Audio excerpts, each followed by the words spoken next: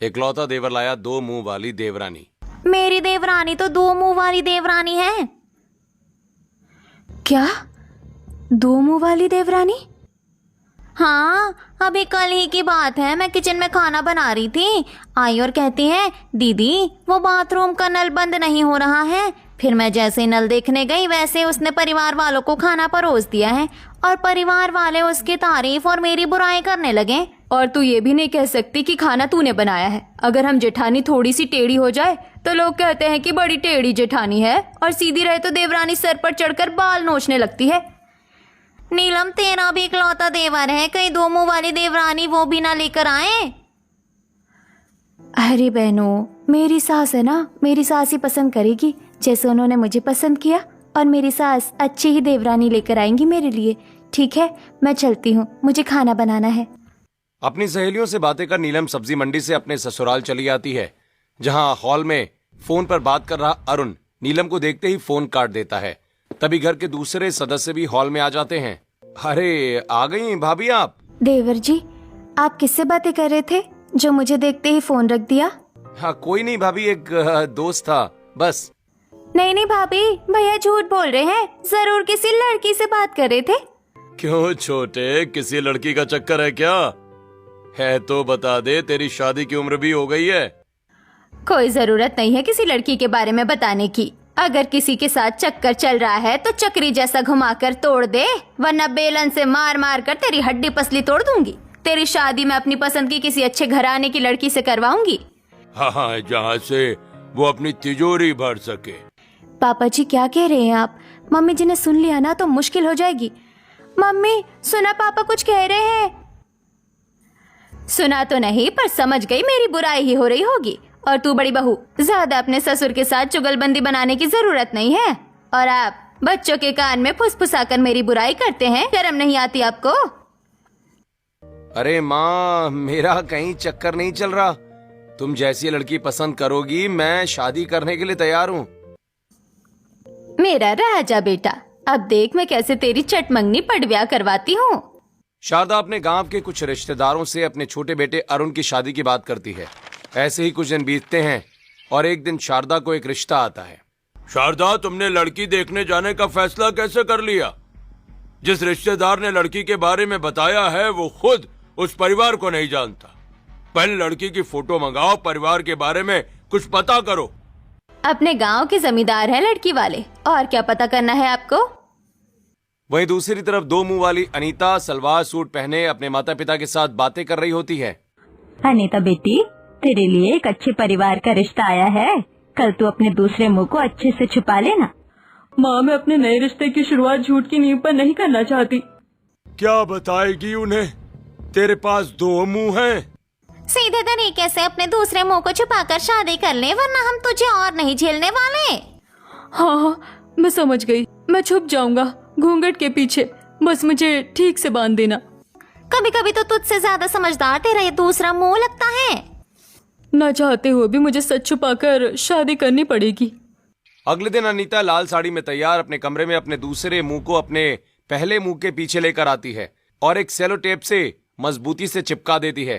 फिर घूंघट ओढ़ लेती है, जिसके पीछे अनीता का दूसरा मुंह छिप जाता है। और फिर अनीता हॉल में कृष्णलाल मीनाक्षी के साथ बैठे रामलाल के परिवार के लिए चाय नाश्ता लेकर आती है और सभी को परोसती है।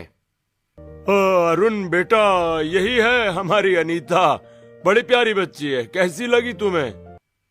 अनीता का चेहरा कितना भोला और मासूम है। माँ ने काफी अच्छी लड़की का रिश्ता ढूंढा है मेरे लिए। देवर जी, कैसी लगी अनीता आपको? वैसे मेरी देवरानी के रूप में अनीता मुझे बड़ी अच्छी लगी। अरे भाभी, आप भी क्या पूछ रही हो? देखो भैया की तो नजर ही नहीं हट रही। अरे अनीता पसंद है, हम शादी के लिए तैयार हैं। आप हमारे बेटे के लिए अपनी राय बताइए। जी, हमारी बेटी ने तो आपके बेटे को फोटो में ही पसंद कर लिया था, हमें भी रिश्ता मंजूर है। अनीता बेटी, अब तुम कमरे में जाओ। जी, रिश्ता तय हो गया तो अब कुछ दहेज की बात कर लें। आप बताइए, आपको दहेज में क्या चाहिए? अरे भाई, आप भी क्या बात ये? अरे आप क्या औरतों के बीच में कूद पड़े। देखिए समदन जी, हमारे बड़े बेटी की शादी में तो हमें बेड, अलमारी, सोने की चेन, अंगूठी, घड़ी, एक बाइक और कुछ नगद भी मिले थे। और हमारे छोटे बेटे की नौकरी तो बड़े बेटे से भी अच्छी है। अब आपको जो सही लगे। समधन जी, इतना तो हमारे गांव में रिश्ता तय होने में खर्च हो जाता है, ये सब तो आपको मिलेगा ही। इसके साथ ही हमारे गांव के बाहर एक छोटी सी जमीन है, वो जमीन और अनीता के लिए कुछ एफडी हैं, वो और फिर सोना चांदी जो हम शादी में चढ़ाएंगे वो अलग। अगर कुछ कमी लगे तो आप बता दीजिए। कृष्णलाल की बातें सुनते ही शारदा की आंखें चमक जाती हैं। शारदा खुद को पैसों की नदी में तैरते हुए सपने देखने लगती है। समधी जी, पंडित जी को बुलाइए, शादी की तारीख तय कर लेते हैं, और जरा अनीता बेटी को बुलाइए। जिसके बाद अनीता बाहर आती है तो शारदा अनीता के हाथ में लाल साड़ी और शगुन रख मंगनी कर लेती है और फिर पंडित जी से एक हफ्ते के बाद की अरुण और अनीता की शादी की तारीख निकलवाकर अरुण की शादी अनीता से करवाती है। जहां अनीता ने अपने दूसरे मुंह को घूंघट में छिपाया होता है, ऐसे ही शादी करके अरुण के साथ अपने ससुराल के दरवाजे पर अनीता खड़ी होती है। छोटी भाभी, माना आप गांव की है, पर आप हमेशा घूंघट क्यों किए रहती हैं? हाँ देवरानी जी, आज तो आपकी शादी थी तो घूंघट समझ में आता है, पर जिस दिन हम आपको देखने आए थे उस दिन भी आपने साड़ी पहनी थी और घूंघट किया हुआ था। खैर, अभी आप घूंघट हटा दीजिए ताकि हम अच्छे से गृह प्रवेश की वीडियो बना सके। अरे गृह प्रवेश तो हो जाए, फिर घूंघट हटा दूंगी। तुमने कुछ कहा क्या? नहीं नहीं, मैंने कुछ नहीं कहा। चुप करो तुम सब। और बड़ी बहू क्यों परेशान कर रही है अपनी देवरानी को? छोटी बहू, दाहिने पैर से कलश गिराकर गृह प्रवेश कर। अनीता दाहिने पैर से कलश गिराकर गृह प्रवेश करती है। तभी घूंघट के पीछे छिपा अनीता का दूसरा मुंह तुरंत सामने निकल आता है। हो गई मेरी गृह प्रवेश, बन गई मैं इस घर की बहू। और जेठानी जी, ये लीजिए, हटा दिया मैंने घूंघट। अनीता का दूसरा चेहरा देखते ही शारदा बेहोश होकर गिर जाती है। प्रीति डर कर रामलाल के पीछे छिप जाती है और सभी घबराकर कुछ कदम पीछे हट जाते हैं। चुड़ैल, चुड़ैल, मेरी देवरानी दो मुंह वाली चुड़ैल है। भाभी, ये कैसी देवरानी है आपकी? कहीं ये दूसरे मुंह से मुझे खा ना जाए। पापा बचाइए मुझे। अरे भैया, जल्दी पुलिस को फोन कीजिए, न जाने कौन है ये। नहीं नहीं, पुलिस को मत फोन कीजिए। मैं कोई चुड़ैल डायन या कुछ और नहीं हूँ। मैं आप लोगों की तरह एक आम इंसान ही हूँ और मेरे साथ ही आपकी शादी तय हुई थी। अगर तुम आम इंसान हो तो तुम्हारे दो मुंह क्यों हैं? और अगर मेरी शादी तुमसे तय हुई थी तो तुमने हमें ये अपने दो मुंह के बारे में क्यों नहीं बताया? अरुण, ये सब बाद में, पहले माँ को उठा और नीलम, तुम थोड़ा पानी लेकर आओ। अरुण और नीरज शारदा को उठाकर हॉल में सोफे पर लिटाते हैं। वहीं नीलम रसोई से पानी लाकर शारदा के चेहरे पर छिड़कती है, जिससे शारदा को होश आता है। कहाँ है वो दो मुंह वाली? मैं सपने देख रही थी क्या? कहाँ है मेरी छोटी बहू? ऐसा लगा उसका दो मुंह है। नमस्ते मम्मी जी, आपने सपना नहीं देखा, आपकी छोटी बहू के सच में दो मुंह है। पापा, मम्मी, आप अभी इस दो मुंह वाली के घर पर फोन कीजिए। मैं ऐसी लड़की को अपनी पत्नी नहीं मान सकता जिसके दो मुंह हो, और वो भी तब जब ये बात हम सबसे छिपाकर शादी करवाई गई हो। देवर जी, भले देवरानी जी के दो मुंह होने की सच्चाई हमसे छुपाई गई हो, पर शादी तो हुई है, और शादी के बाद शादी तोड़ना ये भारतीय संस्कार नहीं है। अगर आपने मुझे छोड़ दिया तो मैं कहाँ जाऊंगी? ये बात तुम्हें शादी से पहले सोचनी चाहिए थी। और तुम्हारे माँ पापा को तो मैं छोड़ूंगा नहीं। मेरे बेटे की जिंदगी से खेलने का हक किसने दिया उन्हें? मैंने अपने माँ बाप को कहा था कि सच्चाई बताकर शादी करते हैं, पर उन्होंने मुझे मना कर दिया। अपना दूसरा मुंह छुपाकर शादी करना मेरी मजबूरी थी, और इसीलिए कि आप लोग ज्यादा तहकीकात ना करें और तुरंत शादी हो जाए, मेरे मम्मी पापा ने आप लोगों को इतना मोटा दहेज दिया। इस दो मुंह वाली को तो मैं अपनी बहू नहीं बनाना चाहती, पर अगर इसे मायके भेजा तो साथ में सारा दहेज भी वापस करना पड़ेगा। मैं इतनी बेवकूफ नहीं हूँ कि घर आई लक्ष्मी को वापस भेज दूँ। और इस दो मुंह वाली का क्या है? जब इतने लोगों के सामने घूंघट के पीछे दूसरा मुंह छुपा लिया तो यहाँ भी जरूरत पड़ने पर छुपा लेगी। घर लाई लक्ष्मी तो घर में ही रहेगी। मुझे तो कुछ समझ नहीं आ रहा, मेरी दो मुंह वाली देवरानी को मैं क्या कहूँ? क्या बकवास किए जा रहे हैं आप लोग कब से? और अरुण, तेरी हिम्मत कैसे हुई ये कहने की कि तू इसे अपनी पत्नी का दर्जा नहीं देगा? क्या यही संस्कार दिए हैं मैंने तुझे कि शादी करके किसी लड़की को अपनी पत्नी का दर्जा मत देना, चाहे जैसे भी शादी हुई हो? पर शादी तो हुई है ना। अब से हम ही अनीता बहू के परिवार हैं। नीलम बहू, जा अपनी देवरानी को उसका कमरा दिखा। अनीता बहू हमारे साथ ही रहेगी। धन्यवाद मम्मी जी, आपका बहुत बहुत धन्यवाद। नीलम अपनी दो मुंह वाली देवरानी को अपने देवर के कमरे में पहुंचाती है, जहां अरुण कपड़े बदलकर मुंह मोड़कर लेट जाता है। वहीं ये देखकर अनीता भी दूसरी तरफ मुंह करके लेट जाती है। रात बीतती है और अगले दिन रसोई में। देवरानी जी, आज आपकी पहली रसोई है। घर में सभी आपसे थोड़ा नाराज है, पर अगर आप अपनी पहली रसोई में खाना अच्छा बनाएंगी तो सभी आपसे बहुत खुश होंगे। जेठानी जी, मैं अपनी पहली रसोई में ऐसा स्वादिष्ट खाना बनाऊंगी कि सभी मुझसे बहुत खुश हो जाएंगे। जिसके बाद अनीता खुशी खुशी अपने ससुराल वालों के लिए तरह तरह के पकवान बनाकर डाइनिंग टेबल पर परोसती है। ये खाना तुमने बनाया है? बहुत स्वादिष्ट है।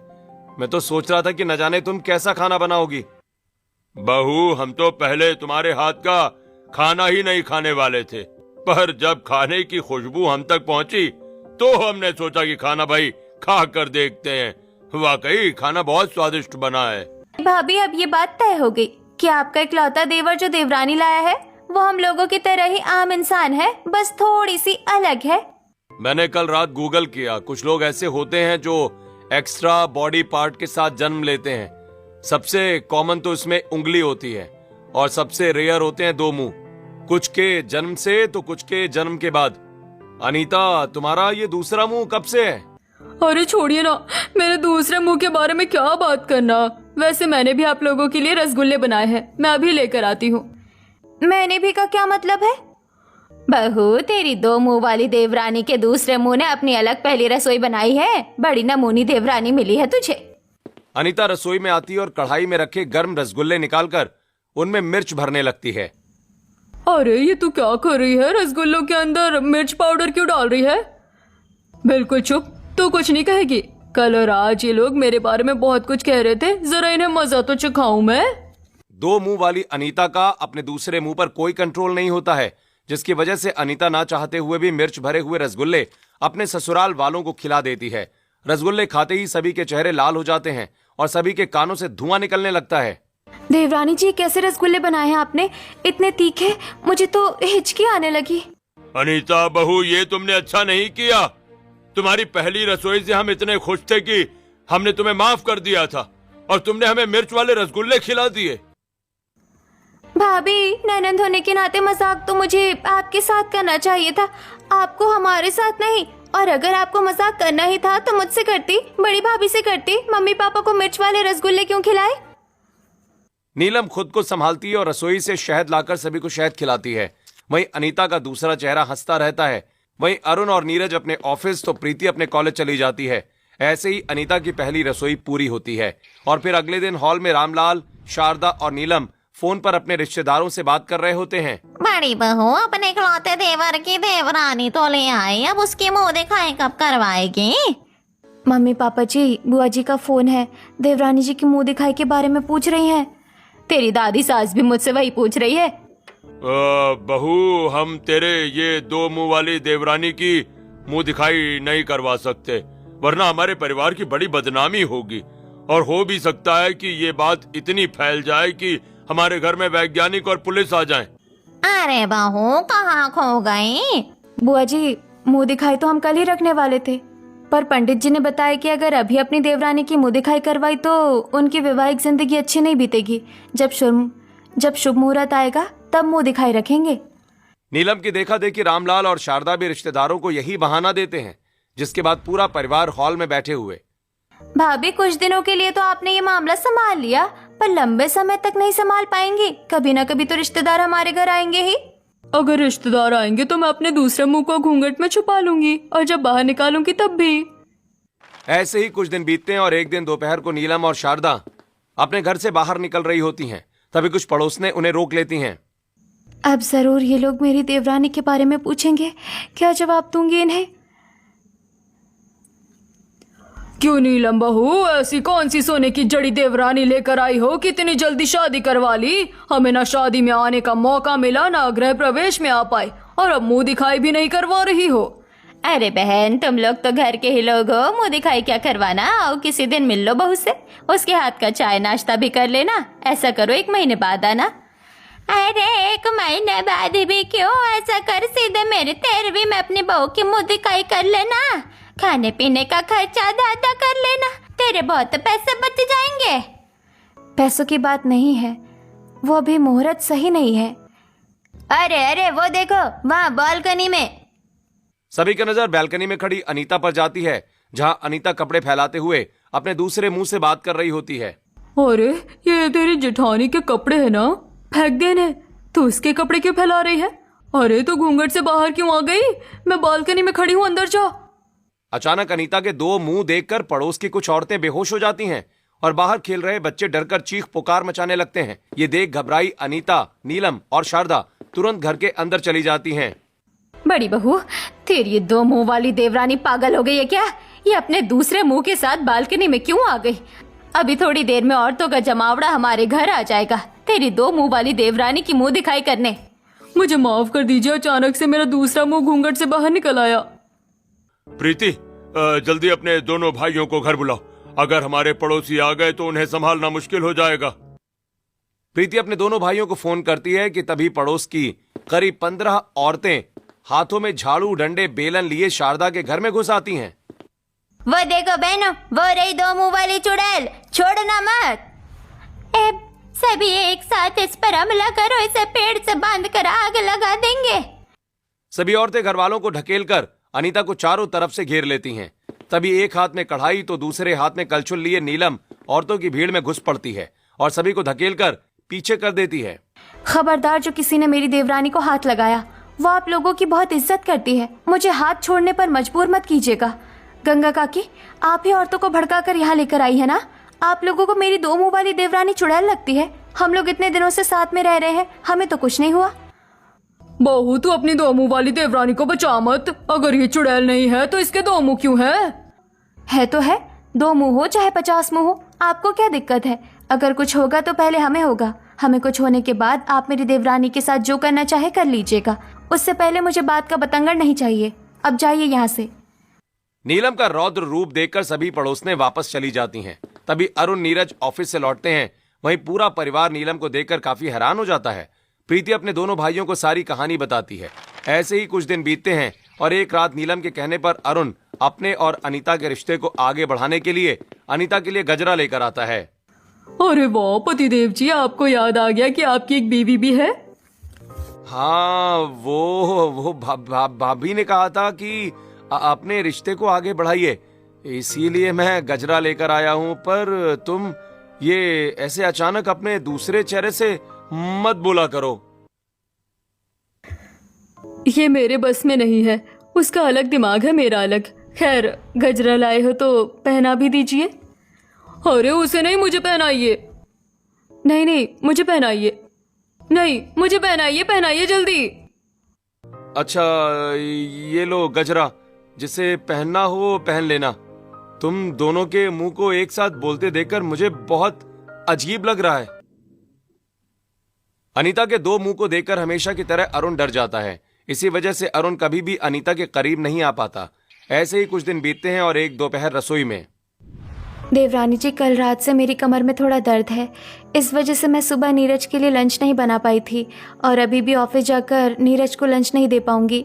ज़रा ये लंच आप नीरज को दे आइए और अपना दूसरा मुंह छुपा कर जाइएगा। ठीक है देवरानी जी, आप चिंता मत कीजिए। अनीता अपने दूसरे मुंह को हमेशा की तरह घूंघट में छिपाती है और फिर लंच लेकर घर से बाहर निकलती है। अनीता को देखते ही पड़ोस की औरतें अपने अपने बच्चों को घर के अंदर बुला लेती हैं। ऐसे बर्ताव से वाकिफ अनीता नीरज के ऑफिस पहुंचकर उसे लंच देती है। अरे तुम क्यों आई हो लंच लेकर? नीलम कहाँ है? वो तो कमरे में आराम कर रही है। वैसे आपकी शादी को कितने साल हुए हैं? 3 साल। क्यों? क्या सिर्फ 3 साल में ही जेठानी जी ने आपको लंच देना छोड़ दिया? और लंच भिजवाया भी मेरे हाथ से रही है। कल को कहेंगे कि कैंटीन में खा लेना। खैर, आप ये सब उससे मत कहिएगा, ये तो मेरे मन में जो आता है मैं बोल देती हूँ। अनीता की बात नीरज के मन में बैठ जाती है। ऐसे ही कुछ दिन बीतते हैं और फिर एक रात अनीता चुपके से गरम आयरन लेकर अपने जेठ जेठानी के कमरे में आती है और अलमारी से नीरज का कोट निकालकर जला देती है और कोट वापस रखकर कमरे में चली जाती है। फिर अगली सुबह जब नीरज अलमारी से अपना कोट निकालता है, नीलम, तुमने मेरा ये ऑफिस का कोट जला दिया। मैंने नहीं जलाया है, कल शाम ही इसे प्रेस करके मैंने अलमारी में रखा था, तब तो ये नहीं जला था। देखो नीलम, अपनी गलती माना करो। अगर तुमने प्रेस किया, तुमने अलमारी में रखा, तो क्या मैं कोट जलाकर तुमसे पूछ रहा हूं किसने जलाया? आज मेरे ऑफिस में इंपॉर्टेंट मीटिंग है अब मैं कौन सा कोट पहनूं? मेरे पास तो सिर्फ एक ही कोट था। दरवाजे के पास खड़ी दो मुंह वाली अनीता सारी बातें सुनकर कमरे में चली जाती है। भैया जेठानी जी ने जो भी किया वो भूल जाइए और घर से जल्दी निकलकर किसी दुकान से दूसरा कोट खरीद लीजिए। मैं पीछे पीछे नाश्ता और लंच लेकर आपके ऑफिस आती हूँ। नीलम से नाराज नीरज बिना नाश्ता किए और बिना लंच लिए घर से निकल जाता है। थोड़ी देर के बाद अनीता नीरज के लिए नाश्ता और लंच लेकर ऑफिस पहुंचती है और नीरज को नीलम के खिलाफ भड़काती है। ऐसे ही कुछ दिन बीतते हैं और एक दिन शाम को नीलम के सिर में बहुत तेज दर्द हो रहा होता है। तभी ऑफिस से नीरज कमरे में आता है। नीलम, जरा एक कप ब्लैक टी बना कर लाओ, मेरा सिर दर्द हो रहा है। मेरा भी सिर दर्द कर रहा है। मैं तो क्या मैं चला जाऊं रसोई में ब्लैक टी बनाने? आप इतना नाराज क्यों हो रहे हैं? मैंने बस आपको बताया कि मेरा भी सिर दर्द कर रहा है। मैं जा रही हूँ रसोई में, हम दोनों के लिए ब्लैक टी बनाने। बात मत घुमाओ नीलम, कुछ दिनों से मैं देख रहा हूँ कि तुम मेरे काम नहीं करना चाहती। ना तो मुझे वक्त पर खाना दे रही हो और ना ही अब तुम्हें मेरी कोई परवाह रही है। कौन डाल रहा है आपके मन में ये सब बातें? ऐसा कुछ भी नहीं है। और आप कब से इतने नाराज रहने लगे? 2 मिनट में इतना गुस्सा? कोई परेशानी है तो हम बैठकर बात करते हैं। तुम्हारा स्वभाव परेशानी है, मुझे अनीता ने बताया है। औरतें ऐसे तभी करती हैं जब उनका इंटरेस्ट अपने पति में खत्म हो जाता है। बुद्धू पतिदेव, वो होती होंगी कोई औरतें, आपकी पत्नी ऐसी नहीं है। 7 जन्म तक साथ निभाने का वचन दिया है, पीछे नहीं हटूंगी। अपने प्यार भरे स्वभाव से नीलम एक बार फिर अपने पति का दिल जीत लेती है और अनीता का प्लान फ्लॉप हो जाता है। लेकिन अपने देवर देवरानी के नाजुक रिश्ते के बारे में सोचकर नीलम किसी को कुछ नहीं बताती। ऐसे ही कुछ दिन बीत जाते हैं और एक रात रसोई में पानी पीने आई शारदा पीछे मुड़ते ही दो मुंह वाली अनीता को देखकर डरकर पानी उगल देती है। भूत भूत, मेरे घर में भूत घुस आया। मम्मी जी, मैं आपकी छोटी बहू हूँ, भूत नहीं। अंधे बेवकूफ, अंधेरे में मेरे पीछे आकर क्यों खड़ी हो गई? एक पल के लिए मुझे ऐसा लगा कि कोई 2 मुंह वाली चुड़ैल या भूत मेरे पीछे खड़ी है। मुझे माफ कर दीजिए मम्मी जी, अंधेरे में मुझे आप सही से दिखाई नहीं दी। 4 आंखें हैं तेरे पास, फिर भी तुझे मैं दिखाई नहीं दी? बेवकूफ, अपने इस बेकार दूसरे मुंह को तो छुपा कर ही रखा कर। दिन में तो देखकर अजीब लगता है, रात में देखकर कलेजा मुंह में आ जाता है। अनीता की अच्छी क्लास लगाकर शारदा पानी लेकर चली जाती है। ऐसे ही रात बीतती है और फिर अगले दिन रात में नीलम पूरे परिवार को खाना खिला रही होती है। वहीं अनीता शारदा के कमरे में आती है और शारदा की रखी 2 लीटर की पानी की बोतल को पीने लगती है। अरे पागल, तू मम्मी जी का पानी क्यों पी रही है? उस बुढ़िया ने मुझे बेवकूफ कहा था ना, मैं उसके कमरे में रखा सारा पानी पी जाऊंगी और जब रात में ये पानी लेने अपने कमरे से बाहर निकलेगी तब मैं सीढ़ी पर तेल डालकर इसे गिरा दूंगी। अरे तू पागल हो गई है क्या? ये गलत बात है, ऐसा मत कर। तू सुन रही है ना मेरी बात? ऐसा मत कर। अनीता कहते रह जाती है पर अनीता का दूसरा मुंह अनीता की बात नहीं मानता है। ऐसे ही रात के 2 बजते हैं। कमरे में सो रही शारदा की आंख खुलती है और शारदा जैसे ही अपनी पानी की बोतल उठाती है तो उसे खाली देखकर, मैंने तो बोतल भर कर रखा था, शायद इन्होंने पिया होगा। इन्हें पता है मुझे रात में प्यास लगती है, फिर भी पानी पीकर खाली बोतल छोड़ दी। शारदा मुंह बनाकर पानी पीने कमरे से बाहर निकलती है। वहीं सीढ़ियों के पीछे छिपी अनीता सीढ़ियों पर ढेर सारा तेल डाल देती है। वहीं सीढ़ियों से उतरते हुए शारदा फिसलकर गिर पड़ती है। तभी शारदा की आवाज सुनकर घर के सभी लोग अपने अपने कमरों से बाहर निकलते हैं। वहीं अनीता तुरंत शारदा को उठाती है। अरे माँ, कमर टूट गई। अरे माँ, कमर टूट गई रे। किस बेवकूफ ने सीढ़ी पर तेल डाला है? किसकी हरकत है ये? माँ, कोई जानबूझकर क्यों सीढ़ी पर तेल डालेगा? शायद किसी से गलती से गिर गया होगा। भैया, मुझे पता है सीढ़ी पर तेल गलती से नहीं बल्कि जानबूझकर किसी ने गिराया है।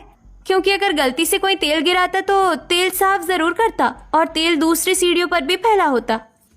हाँ, ये बात बिल्कुल सही है। सच बताओ, किसने तेल गिराया था? आप दोनों भाभीयों में से ही किसी ने तेल गिराया है। बस मुझे पता चल जाने दीजिए किसने किया है ये, फिर मैं उसे मजा चखाऊंगी। शारदा के प्रति प्रीति के प्यार और प्रीति के गुस्से को देख नीलम कुछ नहीं कह पाती है। वहीं अनीता अनजान बन चुप रहती है। ऐसे ही कुछ दिन बीतते हैं और फिर एक रात 3 बजे अपना प्रोजेक्ट पूरा करते करते प्रीति अपने स्टडी टेबल पर ही सो जाती है। तभी अनीता कमरे में आती है। बड़ा अपनी मम्मी के लिए प्यार आ रहा था ना, अब इसे पता चलेगा जब कॉलेज में प्रोजेक्ट की वजह से फेल हो जाएगी। वो भी तब जब 1 हफ्ते से रात भर जाकर प्रोजेक्ट बनाया हो। अनीता स्टडी टेबल पर रखा इंकपॉट प्रोजेक्ट पर गिरा देती है। अगले दिन प्रोजेक्ट खराब होने की वजह से प्रीति को प्रोजेक्ट में फेल कर दिया जाता है। प्रीति का रो रो कर बुरा हाल हो जाता है। वहीं अनीता अपने कमरे में, तू मेरी बात क्यों नहीं मानती है? क्यों अपनी मनमानी करती है? क्या मिला तुझे उस बच्ची के भविष्य के साथ खिलवाड़ करके? तेरे छोटे से बदले की वजह से उसे दोबारा एग्जाम देना पड़ेगा, बेवकूफ कहेगी। ज्यादा भोली मत बन। मैं तेरे अंदर की शरारत, ईर्ष्या और घमंड हूँ। तू मुझे नहीं रोक पाती है, तेरी गलती है। दरवाजे पर खड़ी नीलम अनीता को अपने दूसरे मुंह से इस तरह बातें करते हुए देखकर कमरे में चली आती है। देवरानी जी, प्रीति का प्रोजेक्ट आपने खराब किया और माँ जी को भी आपने गिराया, और मुझे नीरज ने बताया कि आपने कैसे उसे मेरे खिलाफ भड़काया। क्यों कर रही हैं आप ऐसा? जेठानी जी, ये सब मैंने नहीं, मेरे इस दूसरे चेहरे ने किया है। दूसरे चेहरे ने किया या आपने किया? एक ही बात है। नहीं जेठानी जी, हमारा शरीर एक है पर दो मुंह होने की वजह से दिमाग भी दो है। मेरे दूसरे मुंह के दिमाग में जो आता है वो मुझसे जबरदस्ती करवाता है और मैं चाहते हुए भी उसे रोक नहीं पाती हूँ। ये क्या कहानी है? ऐसे कैसे हो सकता है? ये कहानी तब की है जब मैं... क्या करेगी तू जानकर? बड़ी चौधरी बनने वाली है, वरना किसी दिन तेरा मामला भी फिट कर दूंगी। नीलम चुपचाप अपने कमरे से निकल जाती है और किसी को कुछ नहीं बताती। ये देख अनीता काफी हैरान रह जाती है। ऐसे ही कुछ दिन बीतते हैं और एक दोपहर रसोई में। जेठानी जी, उस दिन की बात आपने घर वालों को नहीं बताई? हाँ देवरानी जी, क्योंकि उन कामों में आपकी गलती थी, साथ नहीं। गलती? मेरी क्या गलती थी? क्योंकि आप अपने असली रूप में जानबूझकर अपने दूसरे चेहरे को रोक सकती हैं, पर आप उसके सामने कमजोर बन जाती हैं। खैर, ये रसगुल्ले लेकर बाहर आइए, और इस बार रसगुल्ले के साथ कोई शरारत नहीं। रसगुल्ले में सुपारी डाल दे, सबके दांत टूट जाएंगे, मजा आएगा। तेरी शरारत लोगों के लिए आफत बन गई है। रुक, तुझे बताती हूँ। अनीता अपने दूसरे चेहरे को एक थप्पड़ मारती है और रसगुल्ले डाइनिंग टेबल पर परोसती है। ऐसे ही कुछ दिन बीतते हैं और एक दिन शारदा नीलम को नोटों का बंडल देती है। बड़ी बहू, मुझे ऑनलाइन किसी को पैसे भेजना है, बहुत अर्जेंट है, इसे बैंक में जमा कर दे। मुझे तो रसोई बनानी है। देवरानी जी, ये पैसे आप जमा कराइए। ठीक है अनीता बहू, तू चली जा, पर अपने दूसरे चेहरे को छुपाए रखना। अनीता पल्लू में दूसरे चेहरे को छुपाकर पैसे लेकर घर से निकलती है। वहीं सुनसान रास्ते में अनीता का दूसरा चेहरा पल्लू से बाहर निकल आता है। अरे बुद्धू, पैसे रख ले, सुनसान सड़क है, कह देना कि चोर पैसे छीन कर भाग गया। मेरी बात कान खोल कर सुन ले, इस तरह पल्लू से बाहर मत निकला कर, और इस तरह से उठपटांग आइडिया दिए तो मैं तेरे नाक में उंगली डालकर खींच दूंगी। जिसके बाद अनीता पैसे जमा कर वापस आ जाती है। जहां कुछ आवाज सुन अनीता चौखट पर ही रुक जाती है। नीलम बहू, मैं अपने बेटे की दूसरी शादी करवाऊंगी। आखिर कब तक मेरा बेटा और हम तेरी दो मुंह वाली देवरानी को लेकर परेशान रहेंगे? मम्मी जी, बस कुछ दिन और इंतजार कर लीजिए, फिर अपना फैसला लीजिएगा। कैसे ठीक हो जाएगा? तू तो ऐसे कह रही है जैसे तुझे कुछ पता है या कोई उपाय। ऐसा कुछ है तो हमें भी बता। जेठानी जी, मम्मी जी सही कह रही है। आखिर कब तक मेरी वजह से आप लोग परेशान रहेंगे? मम्मी जी, मैं खुद अरुण को छोड़कर चली जाती हूँ, बदले में मुझे कुछ नहीं चाहिए। और जेठानी जी, आपने अपनी दो मुंह वाली देवरानी का बहुत साथ दिया है, वो भी तब जब मैंने आपकी शादीशुदा जिंदगी में खलल डालने की कोशिश की। अरे रसगुल्लों के साथ शरारत ना कर तूने अपने अंदर की शरारत, पैसे ना चुरा कर तूने अपने अंदर की लालच, और अब अपनी जेठानी की तारीफ कर तूने अपने अंदर की ईर्ष्या के साथ सारी बुराइयों को खत्म कर मुझे खत्म कर दिया। इतना कहते हुए अनीता का दूसरा चेहरा, जो अनीता के अंदर की बुराई का प्रतीक था, सूखकर एक फूल में बदल जाता है। ये देखकर पूरा परिवार हैरान रह जाता है और नीलम तुरंत उसे तोड़ लेती है। मेरा दूसरा चेहरा गायब हो गया, ये कैसे हुआ? देवरानी जी, क्योंकि आपने अपने अंदर की बुराई पर कंट्रोल पा लिया। बहू, तुझे ये सब कैसे पता? जिस दिन प्रीति प्रोजेक्ट में फेल होने की वजह से रो रही थी, उस दिन मैंने देवरानी से सारी कहानी पूछी। तभी उनका दूसरा मुंह बीच में बोल पड़ा। मैं समझ गई कुछ गड़बड़ है, और उसी रात मैं देवरानी जी के मायके पहुंची, जहां मुझे पता चला। एक मुंह वाली अनीता वाराणसी आई होती है और गंगा नदी में स्नान कर रहे सिद्ध साधु धीरेन्द्र नाथ के कपड़े शरारत में पेड़ पर बैठे बंदरों की तरफ फेंक देती है। अरे बानर, हमार कपड़ा एहर दा। अरे ये बंदर बड़ी शरारती है, किसी के भी कपड़े ले लेते हैं। गुरुदेव, ये कन्या झूठ बोल रही है, इसी ने कपड़े फेंके हैं। हे लड़की, तूने शरारत की, इससे मुझे कोई आपत्ति नहीं है, पर तूने झूठ बोला और मासूम जीवों को फंसाने की कोशिश की। हम तुमको श्राप देते हैं। जिस दूसरे चेहरे को तू छुपाने की कोशिश करती है ना, अब वो किसी से छिपेगा नहीं। धीरेन्द्र नाथ के श्राप देते ही अनीता की गर्दन में एक और मुंह निकल आता है। वो सिद्ध साधु तो मुझे नहीं मिले, पर उनका वही शिष्य गुरुभद्र मुझे मिला। उन्होंने बताया कि सन्यासी बाबा को अपनी गलती का एहसास हुआ और उन्होंने बताया कि एक दिन उसकी जेठानी आएगी, उसे उपाय बताना कि जिस दिन ये अपनी सभी बुराइयों पर विजय हासिल कर लेगी, उस दिन उसका दूसरा चेहरा अपने आप एक फूल में बदल जाएगा। ये सब बात उसे पता नहीं चलनी चाहिए, इसीलिए मैंने किसी को कुछ नहीं बताया और देवरानी जी को खुद पर कंट्रोल करने के लिए कहा। धन्यवाद जेठानी जी, धन्यवाद। मैंने उनसे बहुत विनती की थी पर उन्होंने मुझे कुछ नहीं बताया था, पर आज आपकी वजह से मेरा दूसरा मुंह और मेरे अंदर की बुराई खत्म हो गई। नीलम फूल को अपने बैल्कनी के गमले में लगा देती है और अगले दिन अपनी देवरानी की मुंह दिखाई करवाती है, जिसके बाद दोनों देवरानी जेठानी हंसी खुशी अपने परिवार के साथ जीवन बिताने लगती हैं।